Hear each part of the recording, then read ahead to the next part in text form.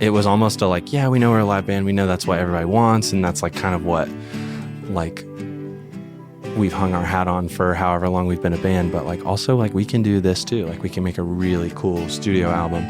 And then I think after coming out of Bluebeard, we were kind of like, yeah, let's get back to being a band again. That exactly. Just like kind of like, let's plug up and play. Don't come looking for me, I don't want to be found.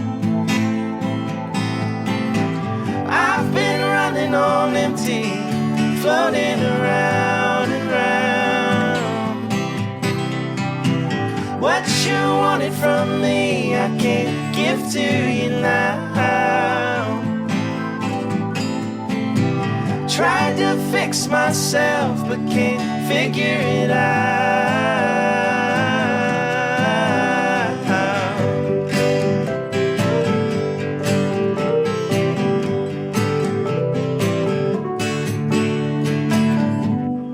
Joseph, Alec, this is Brook and the Bluff. Thank you guys so much for coming down the boulevard. Yeah, thanks for having us. Pleasure to be here. I've been looking forward to this and getting familiar with the music. I was saying this to Joseph when you guys were loading in, but in a town of so much talent, one thing in Nashville there's not very much of are just like true bands. Just bands. And, yeah. Which is so funny. I know. It's funny in like a heartbreaking kind of way. Right. Yeah.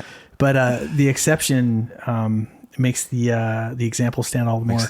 There has to be an exception, so the rule exists. Right? Totally. Yeah. So congrats on being the exception. That's what we all want to be. Thank you. Man, we should change our band name to that. Yeah, the exceptions. Well, on that note, I'm sure you guys get this question a lot in interviews, and instead of asking you how the band name came to be, let me say what I think. Okay. Yeah. And you tell me you can this is the correct it. first. Yes. Okay, so the Brook and the Bluff is in reference to the Brook is a neighborhood in Birmingham, Yes. Correct. and Mountain Brook Correct. is the school that I think all of you guys or many of you guys 75%. 75%. Okay, that's a majority. And then the Bluff is another part of town. Yes. It sure is. Yeah. Okay, and it was somebody from the Bluff? I'm the Bluff. You're the Bluff. I'm the lone Bluff. Bluff. So it's Mountain Brook and Bluff Park. And when we started the band, Alec and I started the band in 2015. We were just an acoustic duo, and at the time it was perfect. It was like, okay, the Brook and the Bluff. You have us two. One of each. Yeah. Two And towns. then as we kept going on, like we just kept adding dudes from Mountain Brook. So the name we didn't want to change the name, but also it just kept being like it kept fitting. The Brook is now like became more and more of the anchor. We should have like a cube above above the Brook now, but we don't. An umlaut.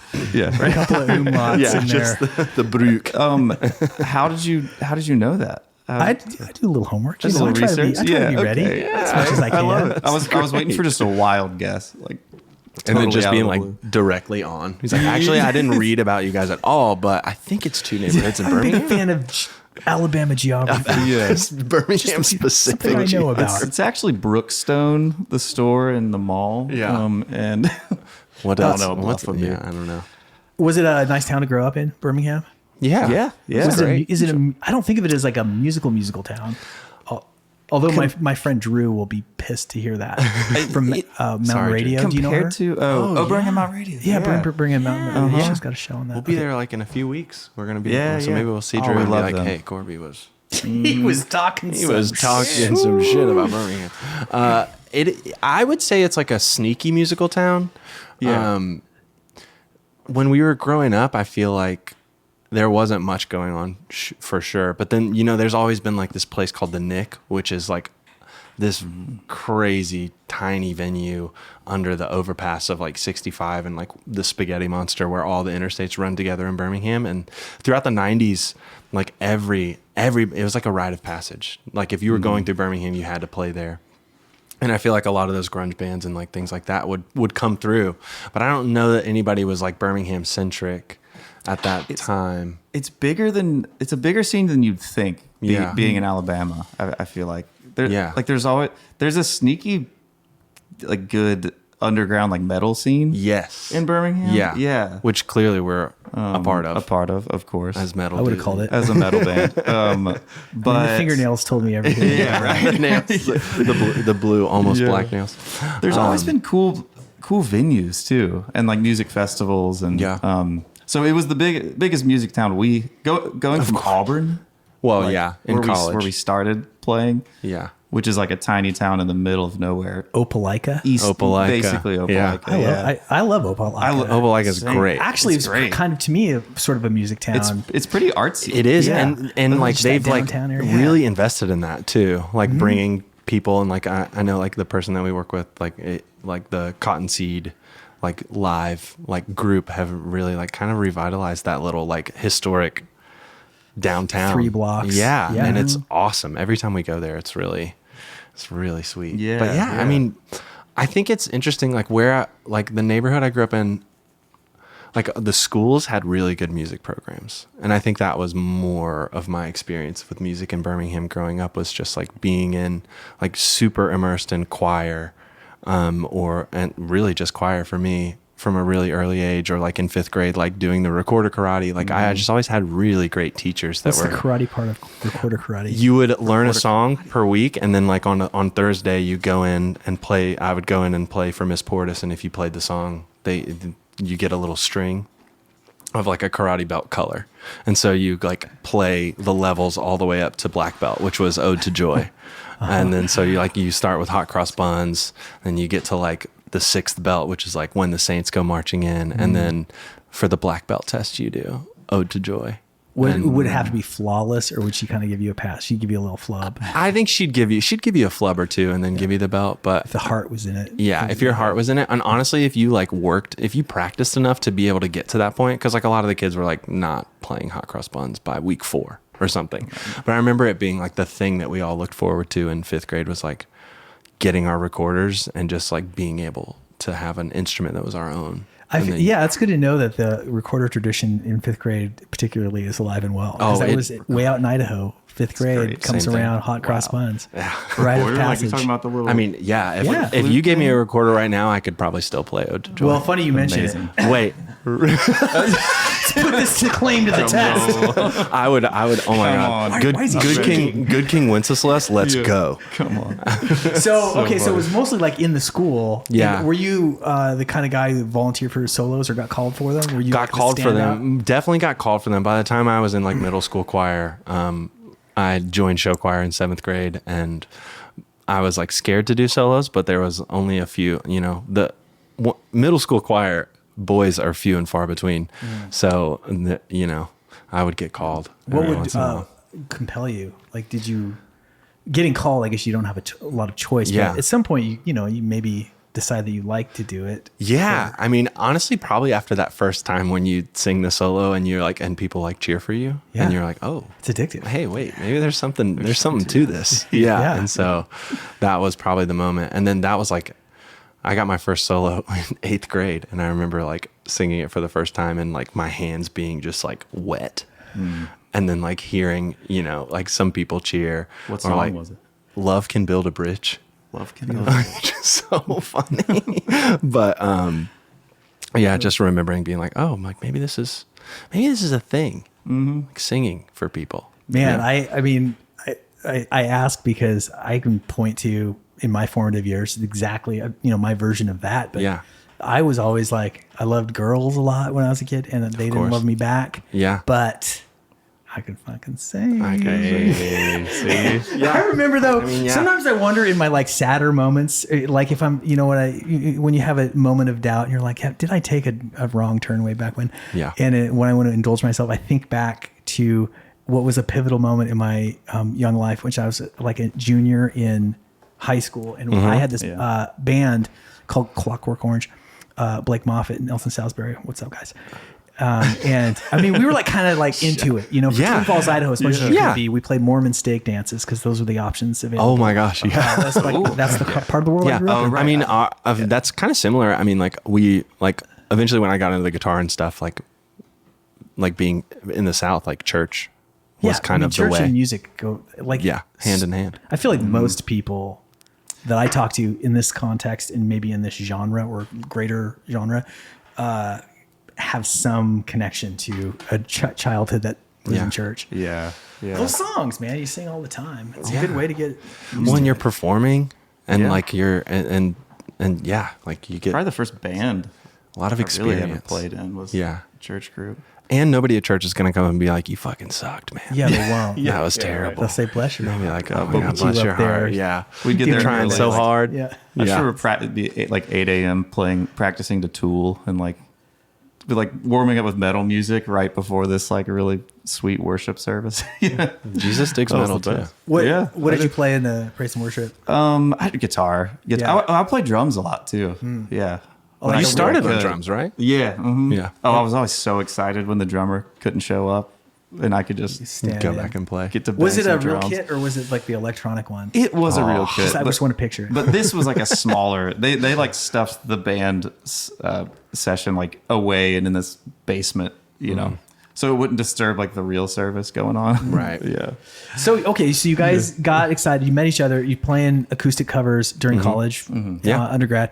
Meanwhile, studying to do grown up things, music education, music ed for me, and business, accounting, business. Yeah. Yeah. Well, just business management, really. Okay. Because I wanted to do music business. Auburn didn't offer it, and my advisors advised me to not get a music degree, but to just get a business degree. Hilarious. And then do music, but get the business degree on the side. You know? Yeah. That's like such annoying sound advice. It was such good people advice. that are aimed at the middle. Yeah. Yeah. It's like a bunch of 20-year-olds telling a bunch of 17-year-olds what to do. Yeah. It's like, Great. you probably don't want to be a music major. You realize if you actually want to make it a career, it is a business. Yeah. Yeah. Like you have to kind of create a business. That's probably pretty good for you, Joseph, that you were in the band. You had a little bit of a sense. And I was like, I knew a little bit about how to do stuff, book shows and whatever, but it really was when John joined. John was our saving grace there. I would say like he doesn't look smart. Looks can be deceiving. A tyrant, I'm telling you. Nice. No, we are very much, I think, on the artist brain side of things. Even though Alec did study business in college, I would say that we both just like came together on the like musical side of things, and we were a little bit aimless. Like we had these songs and we were like, we love these songs, but we don't really know what to do with them. We're just like playing a bunch of cover gigs and stuff. And once John like kind of heard our songs and then was like, hey, do you guys need a drummer? He really kind of changed how we like approached things and just started kind of like, okay, I'm gonna email all these people in the 3 closest big cities to Birmingham, and we're gonna start playing with like my friend Jordy, and we're gonna like start doing all these things. Like he kind of had a strategy, whereas like we had all the like wherewithal to write a bunch of songs and play them all the time, but we were just kind of like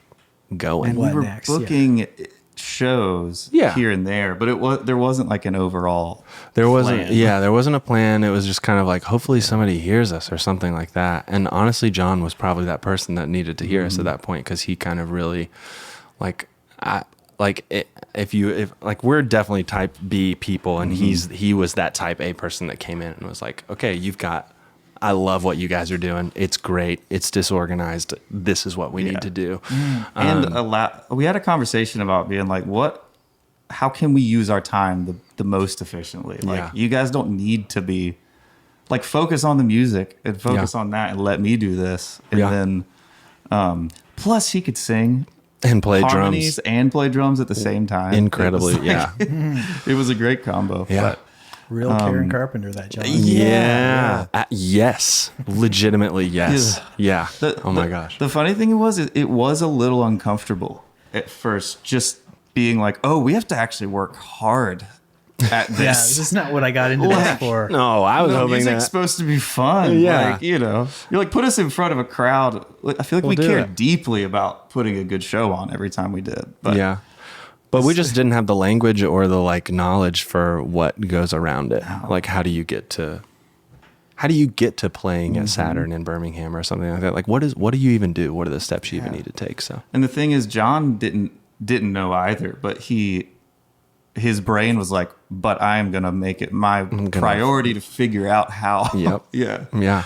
Man. Have you gotten better at it? Do you think a little bit more? To me, that's like strategic thinking. Yeah. I try not to at all. I think if I start to think, for me, when I start to think of it as a business or think of it as a thing that has to like sustain or provide or whatever, it starts to like mess with like my gauge on like the songs themselves, or I'll be like a little bit worried about that or something. I try and like stay pretty out of it as far as that's concerned. And if it's like strategic, it's more like, what does the world of this album need to be versus like what is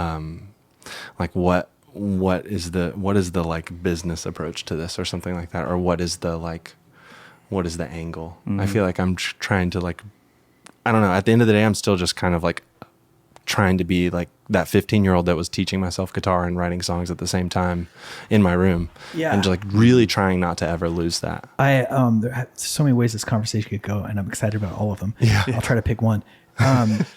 So in a sense, if you could like think of like strategy as being like the forest more than the trees, I feel like in what you just told me was that you might have that mindset within the context of the music and the creative. You might think about like, how does this song hold with this song on the same record? How can we, use a similar sonic palette to make them belong together? Which is not exactly strategy, but there is a little bit of it's like a bigger picture thinking. Yeah. Like a cohesion thing. Yeah. Yeah.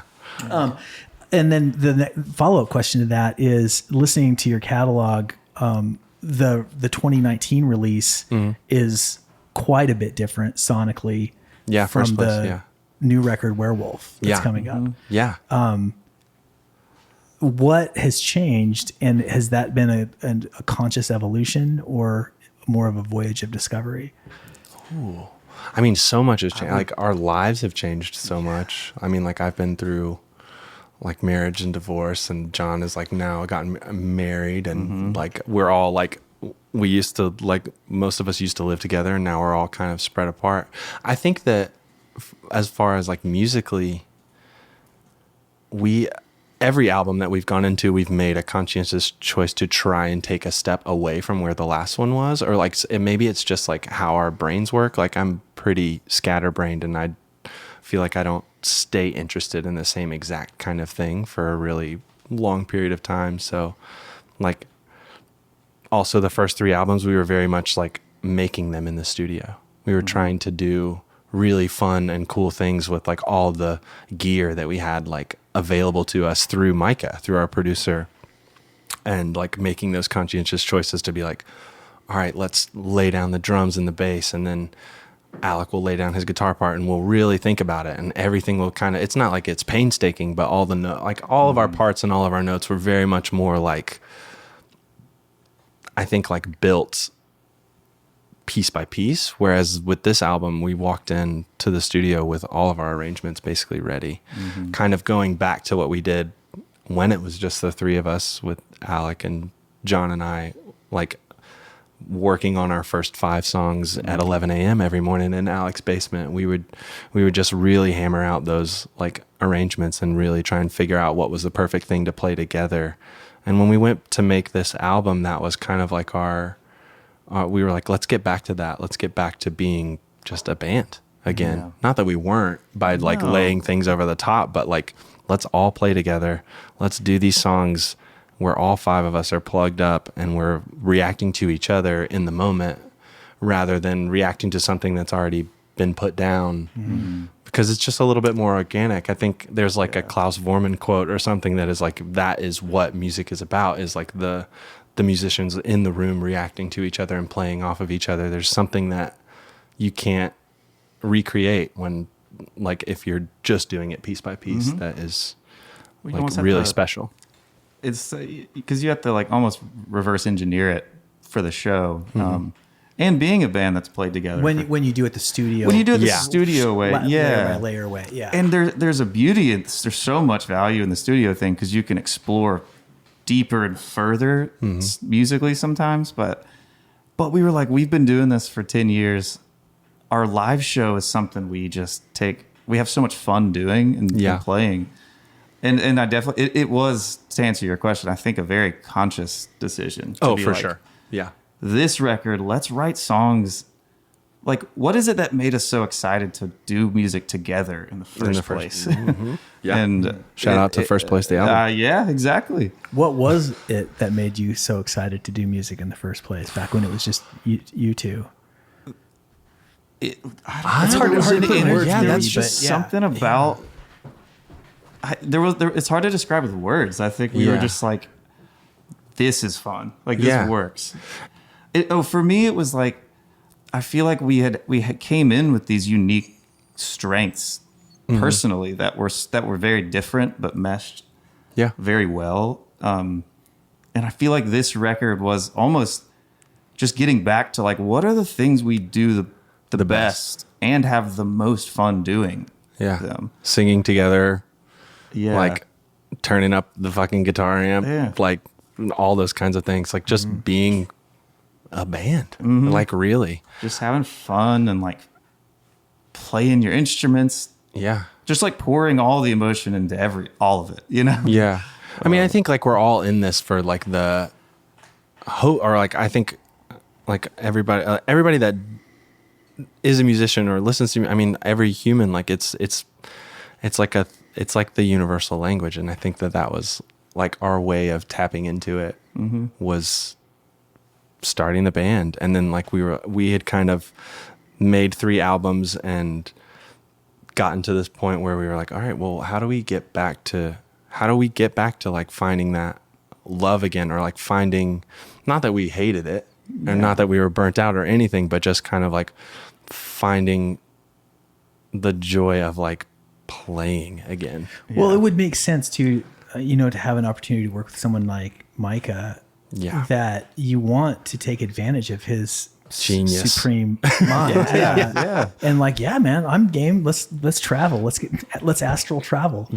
And see what happens. So obviously that would be like a reasonable thing to explore, and then simultaneously, like having done that, to go like, okay, that was cool. Like, what are we again? Like, and I think that's it. It was like we wouldn't have made Werewolf had we not just made Bluebeard. Before. Which was almost like we went into Bluebeard being like, let's make the coolest fucking like indie studio record. Like, let's make it sound the best. Let's use all of the weird things, any weird idea. Let's like do it and see what happens. And we drove out to the Canadas, have this mountain house, like family house in Sky Valley, Georgia. Sky Valley. And where we would just go do writing retreats together, the 4 of us. But Micah, when talking about this record, he was like, well, what if I just drove my studio up there, out to the mountains for 2 weeks? And we just recorded a whole record there. And so, And I feel like, even the other 2, First Place and Yard Sale, were a little bit of us going like, like we know we're a live band. Like that was always kind of, at least for me, I would say like sometimes in the processes of recording it, like it was almost a like, we know we're a live band. We know that's what everybody wants. And that's like kind of what like we've hung our hat on for however long we've been a band. But like also like we can do this too. Like we can make a really cool studio album. And then I think after coming out of Bluebeard, we were kind of like, let's get back to being a band again. Just like kind of like, let's plug up and play. What's the song that, well, back up and say that if I were to, my gut feeling on reading the interviews and bios and stuff is that you built up your following by shows, like a fan 1,000%. Right. So as opposed to like viral videos, you could say. What is the song that's like done best for you that's in that world, the social media world or the non-live show world? Interesting. That's a great, I mean, okay, that's it. Yeah, it's interesting. I would have thought that you would have just come right back and been like, oh, it's it's probably halfway up for sure.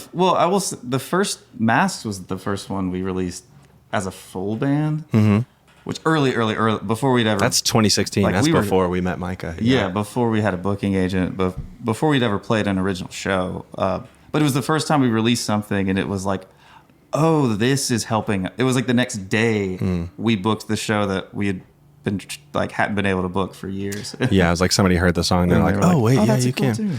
And like early on with Masks, we got on the global, like the Viral 50 playlist when it had just started in like the Spotify Viral 50. Yeah. And I think that was the first moment where we saw something that wasn't a show like drive us forward. And so then when we did Halfway Up, that was probably the next moment when Halfway Up came out and it was like this totally different thing. There's like auto-tune on it and triangle and like this bridge that has no words. Micah Tawlks, like Micah. First song we did with him. Yeah. And he's a magician in the studio. And so I think those two probably are the songs where we were like, we like felt that happening outside of us, like on a stage or something like that. So did Micah do the Werewolf record?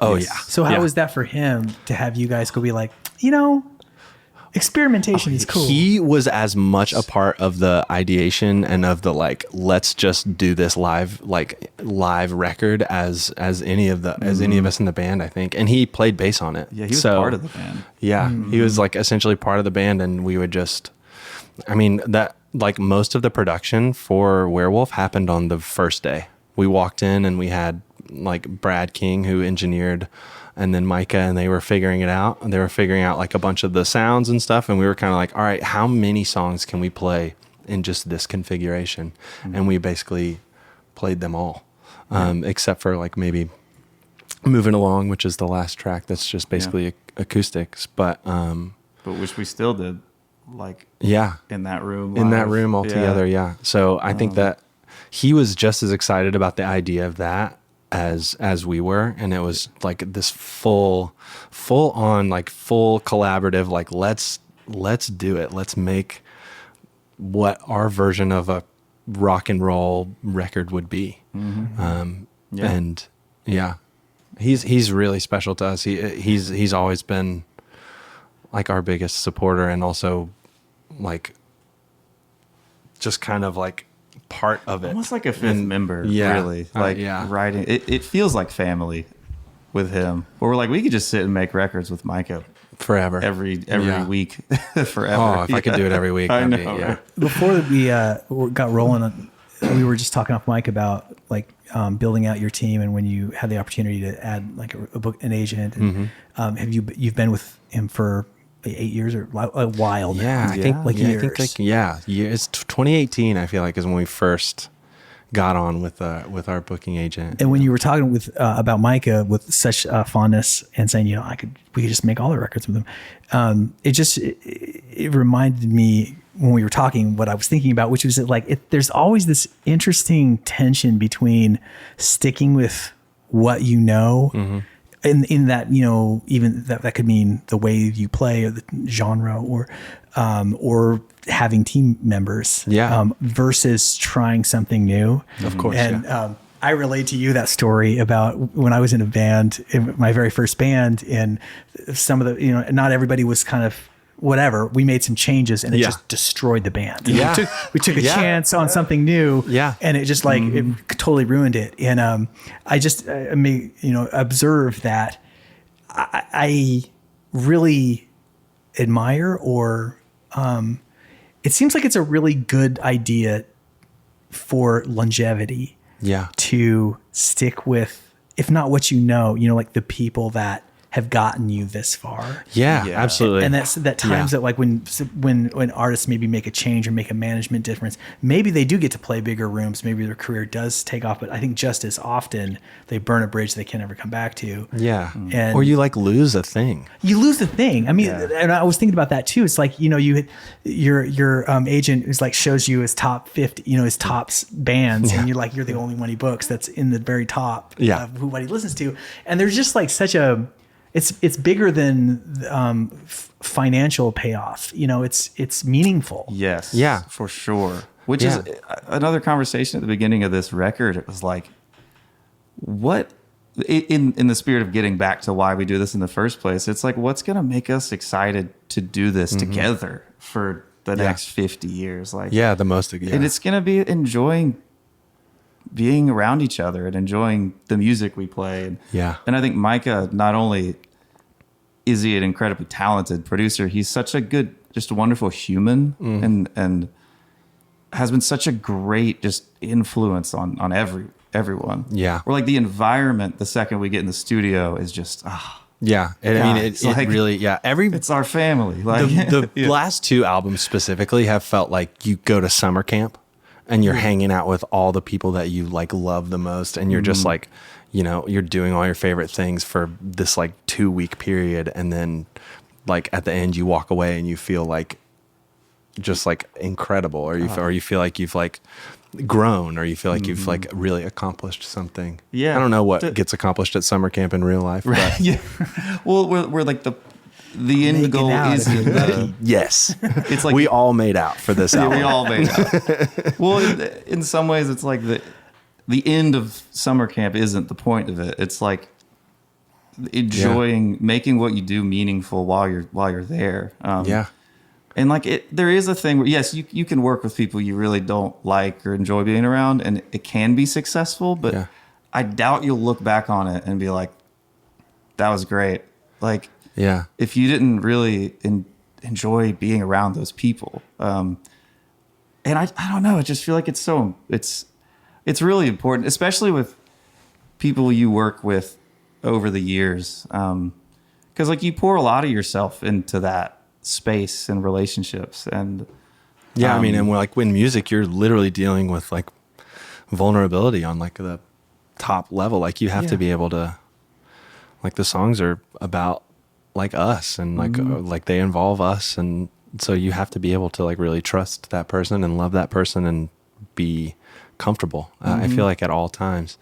There's a difference between like being comfortable in your setting and then like also like pushing yourself to the boundaries with those people that you're comfortable with. I feel like that you can like kind of achieve both of those things, like getting that experimental thing, but also like being able to retreat back into this group that we've been around for like, honestly, like at this point, it's like our entire adult lives.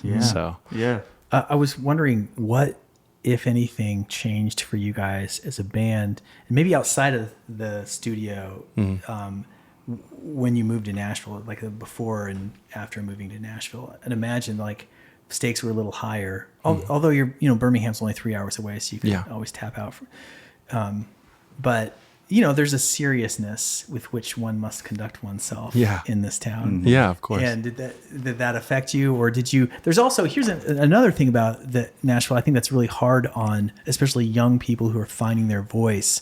It's an industry town. And people are here to make money. And they have opinions about how to do that. And often those opinions reflect like what's hot right now. Yes. And it can be hard for a young person, or really anybody, to like not get thrown into the sausage hopper. So I don't know. I'm just throwing that at you guys. And did you have to deal with that, or were there people out, having opinions about it? Were you were still maybe finding your own voices, or? I mean, we were already. I do think having started the band in Birmingham and already having a few years under our belt, like protected us from. I feel like we moved here and we were such a unit already. Yeah. We felt a little insulated from all that. Yeah. Like we felt at home with each other. And it's like, so I didn't have to deal with, because I feel like if you move here and you're really talented, but don't know anyone yet, it can be really daunting. Yeah. It just feels like a huge mountain. Yeah. Yeah. But we had already like played some shows. We had already like sold out like a 200 or 300 like ticket show in our hometown, and like we had already done some things that aren't like that just kind of I think made us have some confidence in what we were already doing. So we kind of were able to hold on to that when we moved up here. What was one of the first shows you played when you moved to town? Or where? Oh gosh. Oh, we played at this place. Was it the Back Corner? The Back Corner was one of the first ones. It was in. I don't know if it's still called the Back Corner. It was in Germantown. It was like an EDM lounge, which is hilarious. There were like couches all along, and like there was an LED wall that was like clearly set up for DJs. And we played there. Our first show in Nashville ever before we moved up here was at the Crying Wolf. Nice. And it was rest in peace. Another one. And it was literally in the like storage closet kind of part of the Crying Wolf, where there's like that small room with all the big white walls. That was the first time we ever played here. And I remember being like, shit, we're in, like we are in Nashville. Like there was a little bit extra like something pressure or something. Well, we played there was a house show, which may have been the first. I can't remember. In a far show somewhere in there. Wait, was that the house show that I didn't make though? No. It was a different one. It was in like the winter time. Okay. But, because there was a house show in Nashville that we were supposed to play at that my car didn't make it. There was some bad weather and I didn't trust my car. And so I was like, guys, I'm not coming. And John ended up having to sing.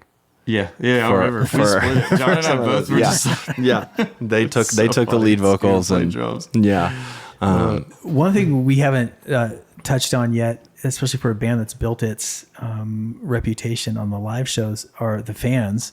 And what is your relationship to your fans? Are you like really interactive? Are they very vocal? You have like super fans? We've got a few. Yeah. We've definitely got a few super fans. I feel like we're the most interactive, like on the road, and like it's always. I think like it's like the whole like Instagram TikTokification of the whole industry or whatever has. Like it at once gives you a little bit more of a closeness to your fans, but it also feels like there's a little bit of a barrier. So I feel like I enjoy it the most when we're on tour. What do you mean by that? The barrier of social media. Oh, just everybody's performing. Yeah, that's that's what I thought you meant. You're marketing yourself. Yeah, and like we have to market ourselves, and it's just like. It's a stage. It's a stage, and it's like there's all the researches out there that like that it's literally cratering our brains. Yeah. Like the social media thing is kind of like it's terrible. It's terrible. It's in so the many opposite ways. of live music too. It's the opposite of that. And the beauty. The upside of it is you got to remember you can actually connect with people. Yes, it is real humans you're connecting with, but I think it's also just the frequency of it, too, and how short everything is, and the like instant gratification that immediately just like dies. Yeah, like once you kind of like look up from your phone and realize you're sitting in your living room by yourself or something like that. Something that's just like haunting to me these days. I like just even walking the dog in the neighborhood or walking my daughter up and down the street. It's just how often it's more often than not. I'll pass somebody walking their dog and have their heads bent over their phone. Or you go to a restaurant and they'll be like, all 9 of these people are staring into the screen. This is like dystopian. Yeah.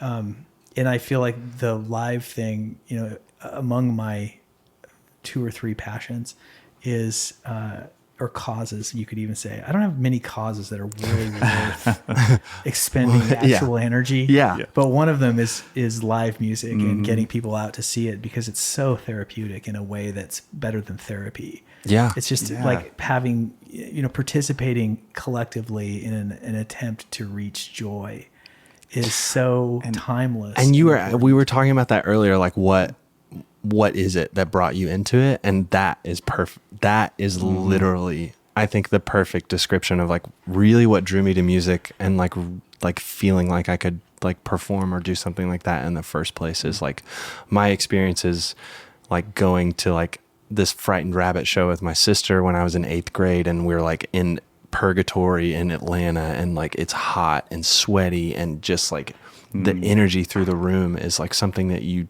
don't feel on a day-to-day basis. And like those moments that you have like musically with 250 people that you've never even seen before, but you feel this like thread connecting everybody. I think that is like what is so beautiful about what we've been able to do, and like being a musician or being even just like a human that gets to experience music on at any point. We were talking about this the other day about how the live show it's one of the last places where you get a group of people in a room that are just fully present with each other. And and I think it's one of the things that keeps me so excited. Not only is the thing that made it worth playing in the first place, but it keeps me so excited to play well into the future, because playing for real people will never ever lose its inherent value and joy. And and maybe another reason why we were like, like moved in the direction. It was the right time to move in this direction for this band. But Yeah. it's like I feel like the music we're making helps us to connect with the crowd and helps the crowd to connect with us and just And to like stay human. stay human. Yeah, exactly. Yeah. And human in like a, like in a joyful, fun, meaningful way. Like, Yeah. Speaking of which, I feel like there's two other guys here, and if they joined you, then maybe we could hear one live in the studio. Oh, yeah. Yeah, let's do it. Yeah, we'll bring them out. Do you want to set it up? Yeah. Set it up with the song that we're going to play? Yeah. So we're going to play a song called Can't Figure It Out, which is probably the first song that kind of came fully together for this album, Werewolf. Alec and I sat on his couch in June of 2024, and it was like when we got together to say like, oh, what do we got here for this album? And this was one of the first songs that like I played it for him. And then like I think there were 3 or 4 songs in that day, but this is kind of the one that felt like it was the rallying song on that day. So it's a song called Can't Figure It Out. Let it rip. 1, 2, 1, 2, 3.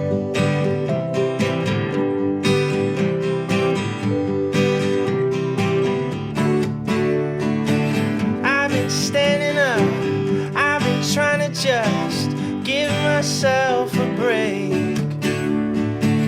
I've been breathing in, now I'm breathing out. Nothing seems to take. Is it on my face? I've been stuck in place. Don't come looking for me, I don't wanna be found. I've been running on empty, floating around and round. What you wanted from me, I can't give to you now. Tried to fix myself, but can't figure it out.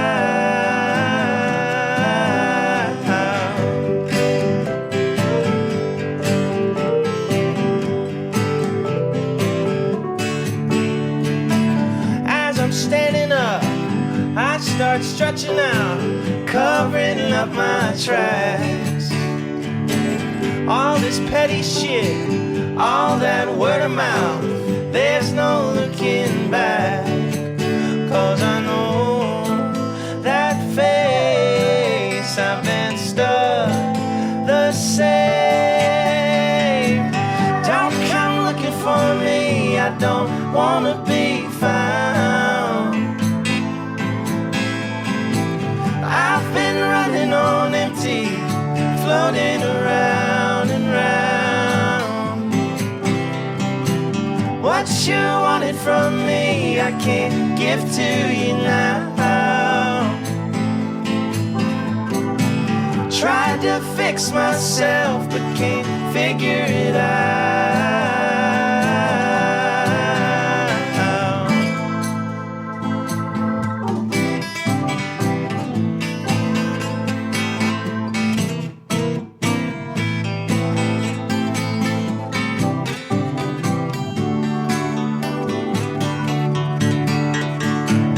Don't come looking for me, I don't wanna be found.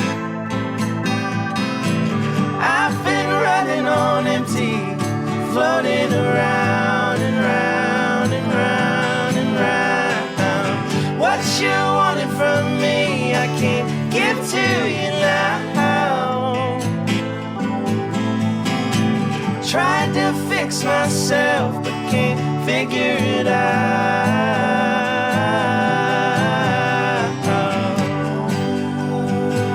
I can't figure it out.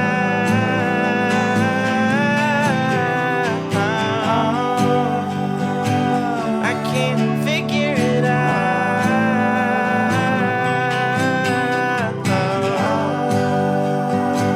I can't figure it out.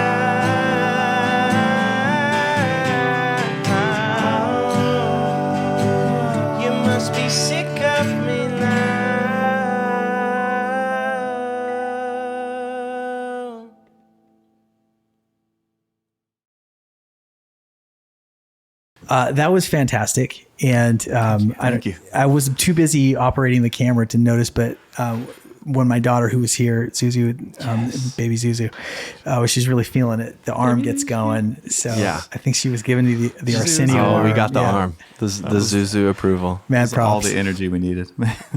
I'm going to try to articulate something that's really hard, and I don't know if it's going to come out, but I'm going to try because I've been thinking about it while we've been talking about this conversation between like new and old. That's a reduction of a more subtle way you put it. But like the new record is kind of like in the 70s folk rock zone, pretty squarely in the best sense. That's like, everyone knows that's when the best music happened. It's undeniable. I mean, the Laurel Canyon sound just all day long. You can't beat it. And you guys are nailing it. Thank you. Yes. Okay. Awesome. Thank you very the much. The harmonies. Yeah, it's just great. And I noticed that like when I set out, I came from like the Fish thing, which was like sort of new in the 90s, new sounding. It was like jam bands. That's crazy. They were like the Dead, except tighter. And that's what I thought when I was younger. Now I like the Dead more. But I love Fish too. No diss to anybody. No diss. And then I like I was telling you guys, I came across this David Grisman record and it was bluegrass, and I was so destroyed by then Tony Rice's guitar playing, a famous bluegrass flapping, really great. And there was something so attractive about the acousticness of it and this stripped back. There was nothing that was helping that tone except the sound of Tony's pick on the strings and his mind on the notes and the facility. And, I was like, wow, that's a really high bar. You could you both set out to achieve something extremely difficult, to like play notes at high speed with finesse and inventiveness. And at the same time, this humility in the chords were so simple. They're kind of folk songs. Like three chords. Yeah, three chords. It was not hard. Yeah. Exactly. And that set me out for a long time. And I was excited about that. But then, and then I came across a guitar player named Bill Frisell. Have you heard of him? Do you know who that is? He's like a legend jazz player. I'm going to put that in heavy quotes. And he came up in jazz in like the 80s, and he's got he can play bebop better than anybody. All those early records. I mean, his mind is crazy. But he's got so many. I mean, for the last 20 years, he plays just like these simple songs with like a stripped down trio, often in jazz clubs. But they're like, he'll cover a Dylan song. He'll play like Hard Rain's Gonna Fall, like all 8 verses, except it's only a guitar, and it's like that stripped down. But it's so, to me, it's like forward. Okay, that's what I'm getting at. It's like new. Yeah. With old. And that's part 2. Part 3 is I went to a couple of years ago at South by Southwest. That was when the show was happening. Morse Code was in there. We were having meetings there. Who cares? But there's daytime shows, like for the music section, and it was like a house show, and it was like Texas Hill country music, which I love, and I'm like, especially the singer-songwriter side of it, guy in towns, and but it was like a backyard party, huge party, and it was bands playing, and it was just like very straight down the middle, like Americana, 4 on the floor music, and I was just like, these people were just eating it up, and I was really not into it. And I was just like, why am I not into this? And I'm like, God, it's because you got this like stick up your butt about everything having to be like new and for the first time.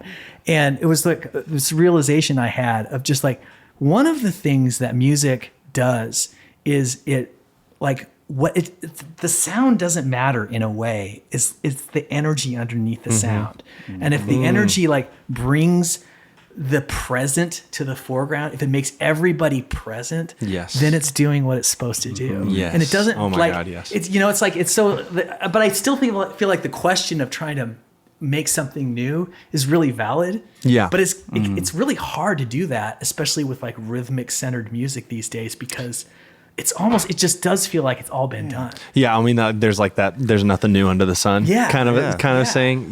But it's never done the same way, even if it is the same chords. I mean, like you were saying, you can play 3 chords, but no one player plays it the same. As in, like, there could be a million emotions going through a guitarist's mind as he's hitting the strings that he's like pouring into it. And that is coming. That is being transmitted on some like psycho, some subconscious like level for sure. Not that you're like always thinking about it in the moment, but I think for me, it's like, especially musically, a lot of times I can feel it before I process exactly what it means. Which is I feel like a lot of, well, I don't know. We were listening to a lot of CCR and a lot of this old, like, you know, Little Feat, AC/DC, some of this stuff where we're like, they actually had all the same raw materials we have right now. Yeah. And they made it sound so good. Yeah. And it wasn't because they added more and more and more and more chords. It was because they poured their hearts out into every chord they played. Yeah. Or did some like cocaine or something. Well, that too. Yeah, both and. Both and. But yeah, like, you're right. You're right. But I think that's why music, there's only so many notes in the scale, but music will never get old because it's so human. Like, it's always going to be new and unique in its own way because a person's like putting their unique experience into the music at that time. Yeah. Yeah. I don't know. Yeah, no, I think I just think it's a really interesting question. I think you're absolutely right. And when you were saying that, I was like, yeah, there's this other thing that's happening too, because when you're playing music, you are, like you were saying, like the guitar player's not thinking about all those things that he's doing. He's just doing it and it's coming out the way he does it. Mm-hmm. And so there's this weird tension balance between the way that you play is the sum total of all of the ways that you've played in the past, and that, like, the pattern that is part of your body and part of your spirit, and that is it is always changing the more you play. Hopefully, you know, if you're awake to yourself and trying to like get better or try something different, it's changing, but it's like only changing a little bit at a time, and maybe it takes a very long time to change a lot, and maybe it never changes really, but it is like this interesting tension between like it's the past brought to the present, and that's what you do when you play. Whoa. Yeah, I'm not even stoned right now. I know. I mean, like, stony talk, bro. This is the truth, heady shit. I feel like, I mean, like a lot of it is just so analogous to like just life too. I mean, like you're talking about that, and like any room you walk into, just in life, any conversation that you have, like you are this combination of all of your past selves and the person that you are in the moment. And I feel like that, like, music is probably like at least for me, I mean, I know like it's probably the number one like expression of that, or the number one outlet for that expression, because I feel like you can kind of like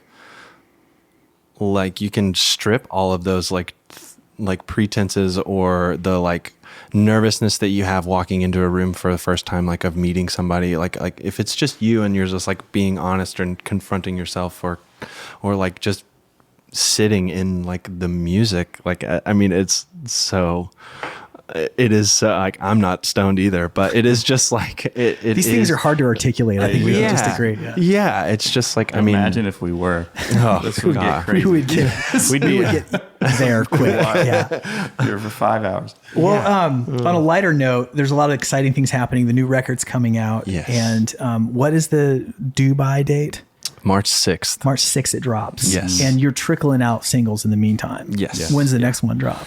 Actually it did today, the day of this recording. Yeah, it did. A song called 105 came out. And then that's the last one that'll be out before the full album. You did a cool thing too, where you can't even see the names of the songs. It's just track 1, track 2. What is it going to be called? That's crazy. Alec's like, really? That's like, cool. Did we do this? If you look at it on Spotify, and there's a ton of shows coming up. Yes. So that's a lot to look forward to. Yeah. Yes. I mean, the whole, like, we made this album. We've been sitting on it. We've been really excited about it. We've been learning.